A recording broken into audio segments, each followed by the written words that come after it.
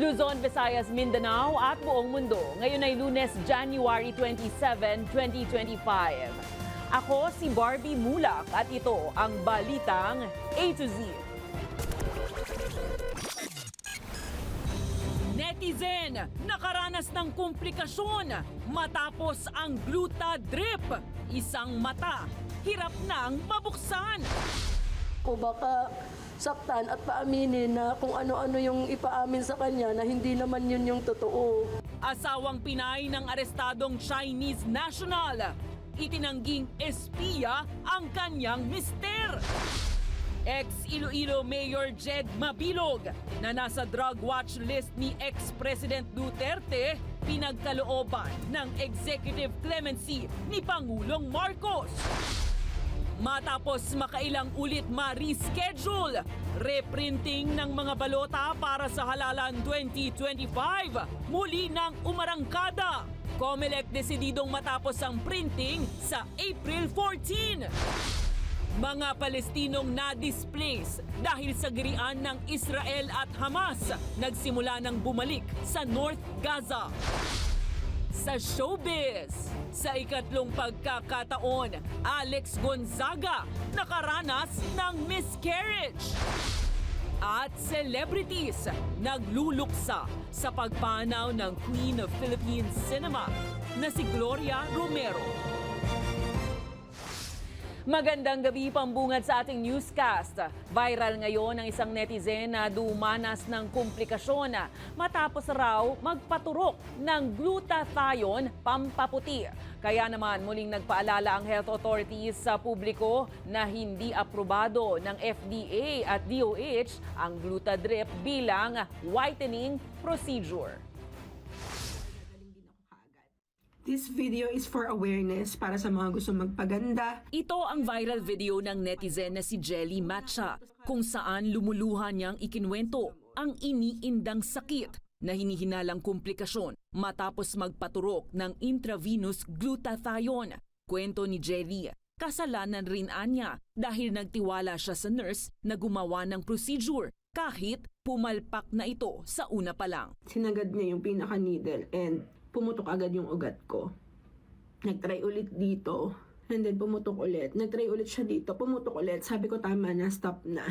Tinuloy naman siya ng isang nurse and pumayag ako. May fault again na pumayag ako. Nang maiturok na raw ang karayom sa ugat, nagkaaberya naman dahil hindi raw tama ang pagkakalagay sa gamot. Nung nag-okay, inopen niya, sumabog yung gamot. And then, hinawakan niya kinover niya nung kamay niya. Matapos ang procedure, saka nakaramdam ng sobrang sakit sa ulo at pagsusuka si Jelly.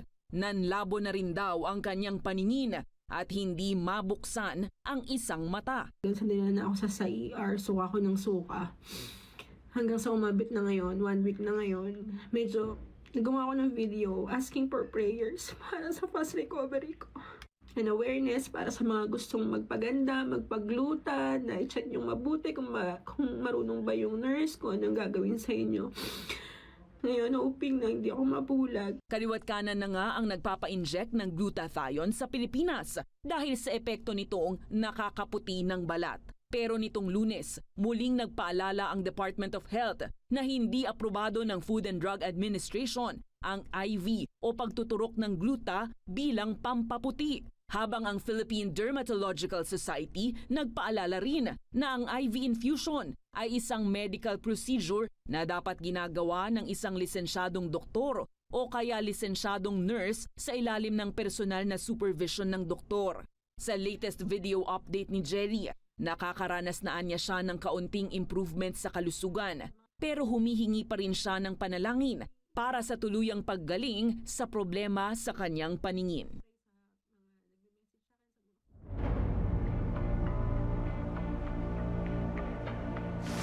Nanindigan ng Pinay na misis ng Chinese national na si Deng Wanqing na walang ginagawang iligal ang kanyang asawa matapos arestuhin dahil sa umano'y surveillance activities sa bansa.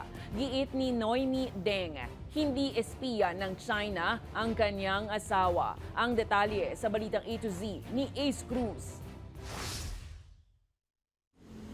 inano lang daw yung ulo niya. Yun lang po. Yun lang talaga yung last na sinabi niya sa akin. Kaya nagwo-worry talaga ako baka saktan at paaminin na kung ano-ano yung ipaamin sa kanya na hindi naman yun yung totoo.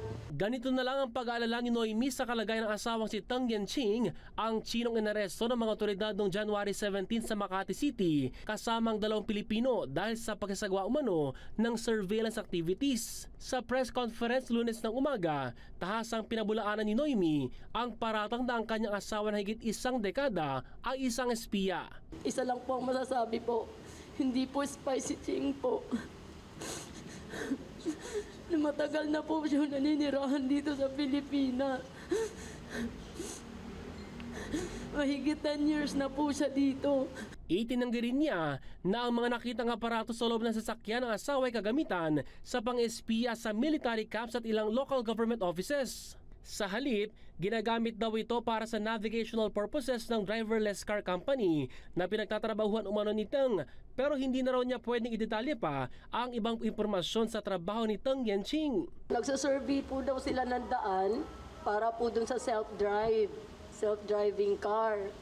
Hindi ko na po na-elaborate sa kanya, hindi na niya po na-elaborate sa akin kung anong mga gagawin. Basta sa pagkakaintindi ko, parang nag-ano sila ng ways na inaano yung daan kung saan sila papunta. Bagay na ayon sa human rights advocate na si Teresita Angsi at founding chair ng Movement for Restoration of Peace and Order na siyang tumutulong din na mapalaya si Tang ay karaniwang kagamitan lang at pwedeng mabili online. Yung LiDAR na sinasabi mo is just a GPS device with SIM to provide location while you are moving. It's just like a sonar device used to measure distance. Tinawagan niya talaga and he found out it is available in Shopee and Lazada. Kaya't binira ni Angsi ang pamahalaan dahil sa hindi anya patas na pagtrato sa ganitong kaso. Bukod kay Noemi, hirap din daw ang kinatawa ng Chinese Embassy na makausap at mabisita si Tang. Kaya naman, pag-aaralan ngayon ni Attorney Ferdinand Topacio na siyang tatayong abogado ang ilang legal option para magkaroon ng access sa kanilang kampo kay Tang. Since involved na po yung konsulado ng China dito, I will have to coordinate with them just to make sure that we are on the same page with respect to the remedies that are being availed of. Ito, nakadetain na, wala nang warrant. If there is probable cause to hold the accused for trial, and then since the case is not a capital offense, then bail is a matter of right. There will be an amount for the bail recommended. Nauna nang sinalag ng Chinese Foreign Ministry ang alegasyon ng Philippine authorities ukol sa umunong espiya ng Beijing sa bansa. Para sa Balitang A to Z, Ace Cruz.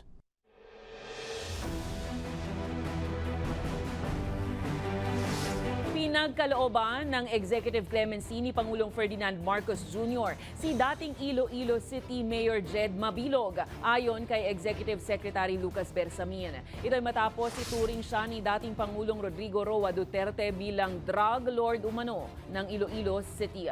Binigyang diin ni PBBM na batay ang desisyon sa mahabang panahon ng maayos na pamamahala ni Mabilog at sa mga parangal na natanggap ng Iloilo City sa ilalim ng kanyang liderato. Sa pamamagitan ng clemency, nawalan ng bisa ang mga parusa sa administrative case ni Mabilog. Hudyat na maaari niya na siya muling tumakbo sa halalan. Samantala, hinihintay pa ang kumpletong kopya ng desisyon ng Malacanang na inilabas nitong January 15. Tinututulan ni dating Chief Justice Maria Lourdes Sereno ang substitute bill sa adolescent pregnancy prevention na iniharap ni Senator Riza Ontiveros. Ayon kay Sereno, nananatili sa panukala ang comprehensive sexual education na nakabatay sa mga konsepto ng UNESCO at World Health Organization. Habang itinanggi naman niya na tutol siya sa pagtalakay ng mga isyong panlipunan, ngunit kinontra niya ang anumang gawain na magsisimula ng gisingin ang kamalayan ng mga bata sa sexualidad at relasyon sa murang edad. Nihimok naman niya ang Department of Education na muling suriin ang nilalaman ng kanilang sexuality education curriculum. At hindi ako against na mag-usap tayo about social issues, pero yung ginigising mo, maaga-maaga, ang kamuangan ng mga bata na hindi pa alam kung paano yung mga bagay na yung ginagawa. Hindi direktang maapektuhan ng Pilipinas sa desisyon ng US Department of State na i-freeze ang halos lahat ng foreign aid sa mundo. Ayon kay Socio-Economic Planning Secretary Arsenio Balisacan Jr., karamihan ng pondo para sa flagship infrastructure projects ng bansa ay nanggagaling sa Japan, Korea, Asian Development Bank at World Bank. Gayunpaman, posible pa rin anyang maapektuhan ng Pilipinas sa medium term dahil ang Amerika ang major shareholder ng mga multilateral institutions. Tiniyak din ni Balisacan na mas makabubuti ang agarang pag-diversify ng ekonomiya nang hindi nakaasa lamang sa ilang malalakas na bansa at pagpapalakas ng bilateral at regional trade agreements para mabawasan ang epekto ng global disruption. Not so much directly, no, and in the short term. Much of our loans now are with other countries and multilateral institutions. No? For our current infrastructure flagship projects, not much. Many of those projects are funded by Japan, Korea, ADB, and World Bank. Walang nakitang ebidensya ng sexual harassment ang Grab Philippines sa nag-viral na driver na inaakusahan ng kanyang pasahero kamakailan. Nag-ugat ang issue matapos ireklamo sa social media ng isang pasaherong babae ang driver na si Jericho Narvaez sa umano'y manyakis at bastos na gawain habang nagmamaneho dahil sa narinig na malakas na paghinga. Pero depensa ni Narvaez, sadyang may katabaan siya at may hika at wala rin daw siyang ginawang masama. Ngayong matapos ang investigasyon ng Grab Philippines at review ng kanilang audio protect recording, napatunayan na walang ebidensyang may ginawang kabastusan si Narvaez. Balik na sa trabaho si Narvaez at babayaran sa mga araw na sinuspindi dahil sa investigasyon. Wala namang ulat kung magsasampa pa ng reklamo ang driver kontra sa babaeng nag-akusa sa kanya.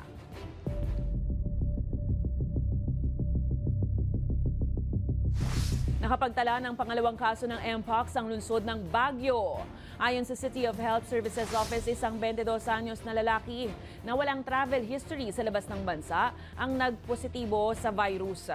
Matapos magsagawa ng PCR test ang Research Institute for Tropical Medicine, nagpakita ang pasyente ng flu-like symptoms kabilang ang pagkahilo, lagnat at panghihina kasunod ng mga rashes sa palad, mukha, braso at likuran. Minomonitor na ang dalawang close contact ng pasyente at inirekomendang mag-quarantine hanggang Pebrero. Tiniyak naman ni Mayor Benjamin Magalong at ng City Health Officer Dr. Celia Flor Brillantes na hindi dapat magpanik ang mga residente. Gayunpaman, pinaalalahanan ng publiko na sundin ang health protocols tulad ng palagiang paghuhugas ng kamay, paggamit ng face mask at pag-iwas sa masisikip at saradong lugar. Sa ngayon, may 52 kaso ng Mpox ang naitala sa Pilipinas ayon sa Department of Health.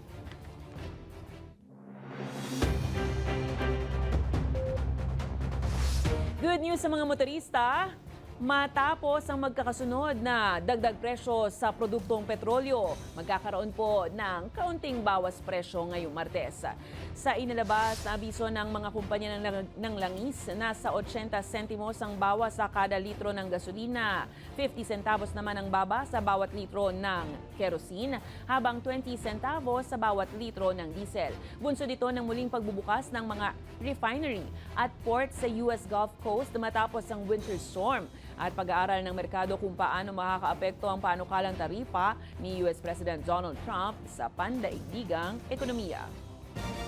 Tuloy-tuloy ang paglilinis ng mga otoridad at iba pang grupo sa kumalat na 1,000 litrong langis sa San Pedro, Laguna. Ito ay matapos magkaroon ng sunog linggo ng gabi sa Kengian Complex Warehouse sa Barangay San Antonio. Umabot sa 13 bodega ang nasunog kung saan mayroong nakaimbak na 200 drum ng motor oil sa bodega.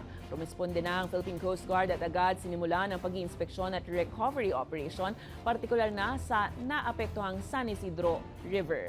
Naglagay na ng 50-meter oil spill booms ang PCG at CDRRMO para mapigilan ang pagkalat ng langis.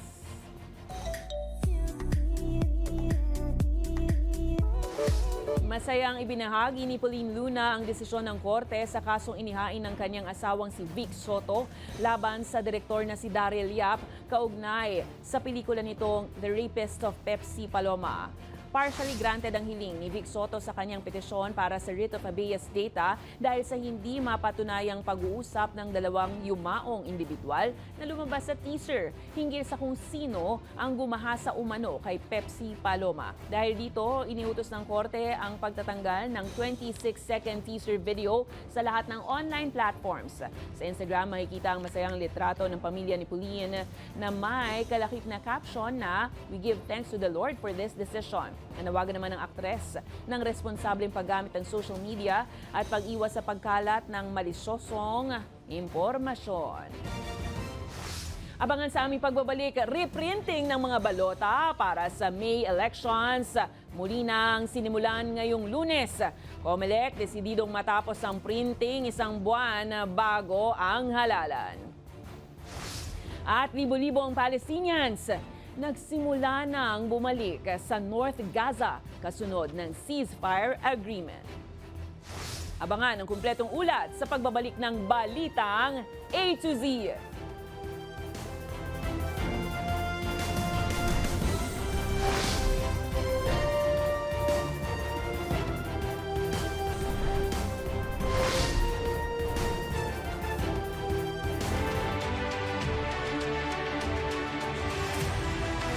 Umarangkada ng muli ngayong Lunes ang reprinting sa National Printing Office ng mga balotang gagamitin sa 2025 national and local elections.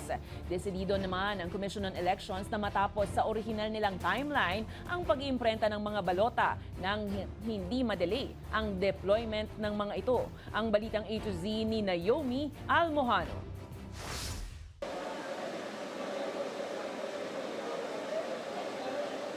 Back to printing na ang National Printing Office ngayong Lunes. Iyay kasunod ng kaliwat kanang aberya sa pag-imprenta ng mga balota na gagamitin sa 2025 midterm elections. Ilang beses na kasi itong naunsyami dahil sa inilabas na mga temporary restraining order ng Korte Suprema. Andito na naman tayo. Take 2. So hopefully itong pagsisimula muli ng ating printing ay magtutuloy-tuloy. Wala na po tayong panahon. At sabi ko nga, we will have to print the ballots at all costs today. And therefore, asahan niyo po yung puyatan at pag-extra efforts. Matatandaang nasa mahigit 6 na milyong balota na aabot sa 132 million pesos ang nasayang at nakatakdang i-dispose ng COMELEC sa proseso ng paper melting. Tumagal din ng 3 linggo ang delay sa pag-imprenta ng inaasahang kabuang 73 million ballots para sa national, local at BARM elections. Kaya ngayon, target ng COMELEC 1.5 million ballots isang araw ang plano nating maimprenta. Ililagay muna natin sa 1.5. Ngayon, kung mag 2 million yan, napakagandang balita yan pag nag 2 million. Bagaman aminado ang komisyon na kapos na sila sa panahon, desidido pa rin sila na matapos ang pag-imprenta pagdating ng April 14. 6 na printing machines na nga ang ginagamit, kabilang ang 4 mula sa NPO at 2 ng Miru. Ibig sabihin, paghahatian na ng NPO at Miru ang pag-iimprenta ng 1.5 million ballots na target na kota ng komisyon kada araw. Ang pinakamabigat po talaga, hindi yun lang printing.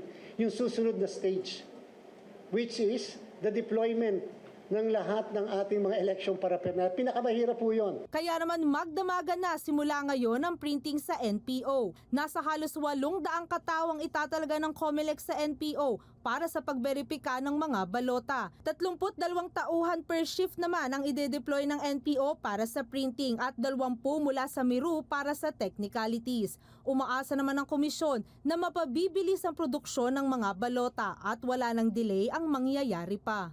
Para sa Balitang A to Z, Naomi Almohano.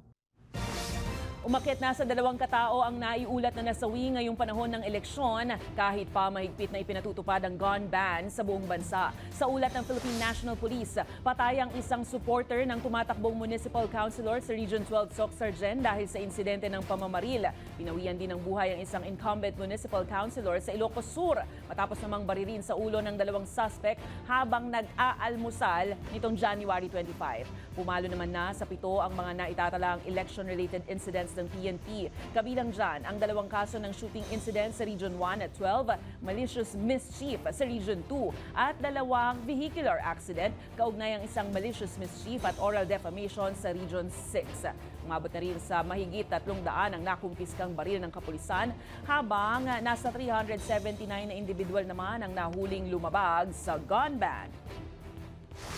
As a matter of procedure, ito pong mga naitala po natin na suspected election incidents ay dadaan po sa validation na upon 10 days upon occurrence po ng incident.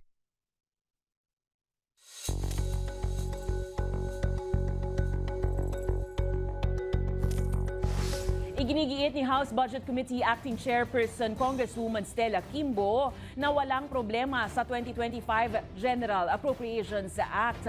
Sa isang ambush interview sa media sa Kamara ngayong Lunes, dinipensahan ni Quimbo ang 2025 national budget at sinabing ito ay valid at naaayon sa batas. Gayunpaman, sa tanong kung totoo ba ang alegasyon ng ilang mambabatas na mayroon umanong blankong items sa bicameral conference report, sagot ni Quimbo, ministerial o calculator activity na lang ang corrections na ginawa ng technical staff dahil una na raw na pagdesisyonan ng BICAM ang mga appropriation.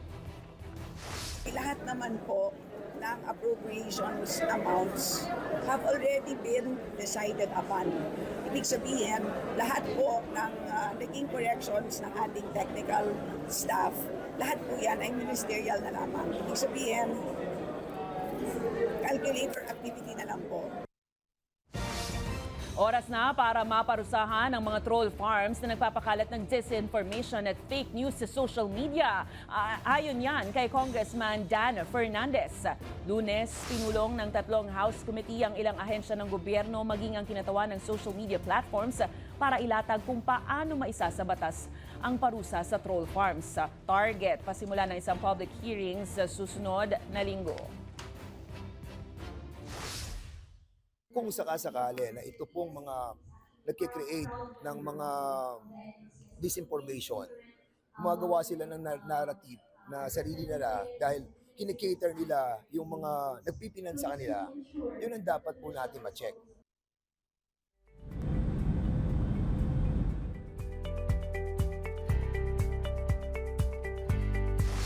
Nagsimula nang bumalik sa North Gaza ang mga na-displaced na Palestinian matapos ang kasunduan ng Hamas at Israel na palayain ng Israeli civilian hostage na si Arbel Yehud. Dinagsa ng libo-libong katao ang kalsada ng Al-Rashid patungong Gaza City sa kabila ng matinding pinsala, dama ang saya sa mga refugee shelters habang naghahanda ang ilang mga pamilya sa pagbabalik. Ayon sa ceasefire agreement, papayagan ng Israel ang pagbabalik ng mga Palestinian simula Lunes, ngunit naantala lamang ito dahil sa issue ng hostage release. Nanawagan naman ng Hamas na ituloy ang kasunduan. Sa iba pang balita, iba't ibang Christian celebrities ang nakiisa sa ika-8 taong selebrasyon ng National Bible Day sa Makati City ngayong araw. Ang TV hosts na sina Kim Atienza at Dayan Castillejo ang nagsilbing MC sa buong araw na programa na dinaluhan ng local at international Christian pastors maging leaders ng mga negosyo at iba pang sektor ng lipunan. Ilan pa sa dumalo ay sina dating Senator Manny Pacquiao at dating aktres na si Tony Gonzaga na nagsilbing panel speaker. Present din sa event si Senator Joel Villanueva na nanawagan sa mga Pilipino at kapwa public servant na gamitin ang Biblia para makakuha ng gabay, karunungan at pag-asa. I ask and remind all of you today as we celebrate the National Bible Day to submit to the Word of God.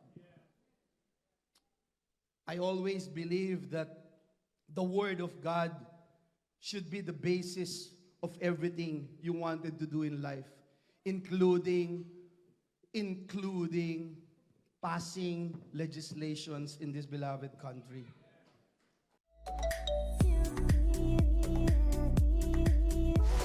Goodbye London, hello Philippines! Balik Pilipinas na ang aktres na si Bella Padilla matapos ang ilang taong pamamalagi sa London, UK. Sa kanyang Instagram account, ibinahagi ni Bella ang ilang larawan at videos ng kanyang naging buhay sa London simula taong 2021. May ilang regrets man si Bella. Sinabi niya sa kanyang post na marami siyang natutuhan sa London na dahilan ng kanyang pagiging matatag at matapang ngayon sa kanyang pagbabalik sa bansa para magtrabahong muli.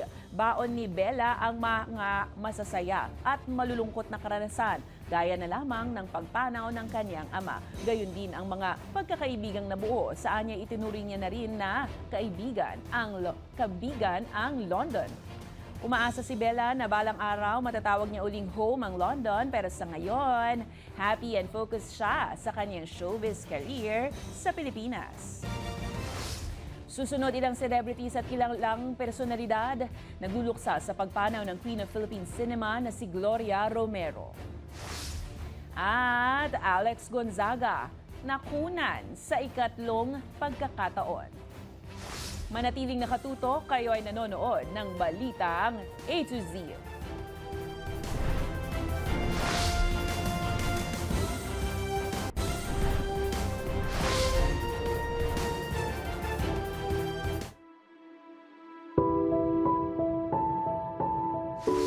Nagluluksa ngayon ang buong industriya ng Philippine showbiz sa pagpanaw ng Queen of Philippine Cinema na si Gloria Romero. Ilan sa kanila, sinariwa ang alaala kasama ang yumaong veteran actress. Samantala, Alex Gonzaga nakunan muli sa ikatlong pagkakataon. Ang Balitang A to Z Showbiz, hatid ni Lane Garcia. I love you, Mama. Yan ang tanging sambit ng naulilang anak ng veteran actress na si Gloria Romero. Pumanaw ang Queen of Philippine Cinema nitong Sabado, January 25 sa edad na 91. Sa tagal ni Gloria sa karera ng showbiz, naging makulay at masaya ang kanyang buhay. Na ayon kay Gloria, bata pa lang raw siya noon ay ninais na niyang maging artista. Taong 1949 nang una siyang sumabak sa mundo ng pag-arte sa pelikulang Ang Buhay sa Lumang Gulod. Mula noon, nagtuloy-tuloy na ang karera niya at mas lalo pang nakilala sa mga pelikulang Dalagang Ilocana, Tanging Yaman at Magnifico. Huli siyang ginawaran bilang Best Actress noong 2018 sa Metro Manila Film Festival para sa pelikulang Rainbow Sunset. Kaya naman sa kanyang pagpanaw, bumuhos ang pakikiramay ng mga kaanak, kaibigan at mga kasamahan sa industriya. Isa na dyan ang It's Showtime host at actress na si Ami Perez na naging emosyonal sa pagkawala ng batikang aktres. Tinawag niyang mami ang yumaong aktres na itinuturing niyang ina sa industriya.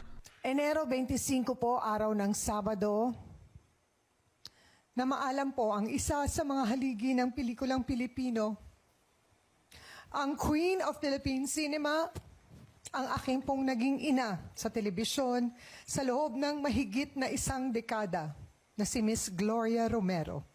Bukod kay Ami, ilan pa sa mga nakiramay ang mga nakasama ni Gloria sa comedy sitcom noong dekada 90, ang Palibhasa Lalaki, gaya ni John Estrada, Richard Gomez at Charo Santos Concho. Kami po dito sa A to Z ay lubos na nakikiramay sa pagpanaw ni Miss Gloria Romero. Samantala, muling nakunan sa ikatlong pagkakataon ang TV host actress na si Alex Gonzaga. Kinumpirma yan mismo ng asawa ni Alex na si Mikey Morada mula sa isang interview sa YouTube channel ni Tony Gonzaga na Tony Talk. Kwento pa ni Mikey, hindi umabot ng isang buwan ang pagbubuntis ng kanyang asawa at ito'y blighted ovum ulit. So nung nalaman namin na pregnant kami, for the third time, nagpa-check na kami kagad sa OB and okay naman. Tapos nag-decide na kami na mag-iingat na talaga siya. And then the second week, okay pa yung ultrasound. Hanggang dun sa pangatlong linggo, sabi sa amin ng doktor, ultrasound, ako, wala na naman laman. Blighted ovum ulit. Base sa isang health website, ang blighted ovum ay ang pagdevelop ng fertilized sa uterus pero hindi natutuloy sa embryo. Humingi pa umano ng second opinion ang mag-asawa sa ibang doktor at dito nadiskubre na mahina ang heartbeat ng ipinagbubuntis ni Alex. At sa huling consultation, wala na ang heartbeat ng sanggol. Gayunpaman, patuloy pa rin nagpapakatatag sina Mikey at Alex sa hamon ng buhay. Matatandaang nakunan si Alex ng 2 beses mula nang ikasal sila noong 2020. Para sa balitang A to Z Showbiz, Lane Garcia.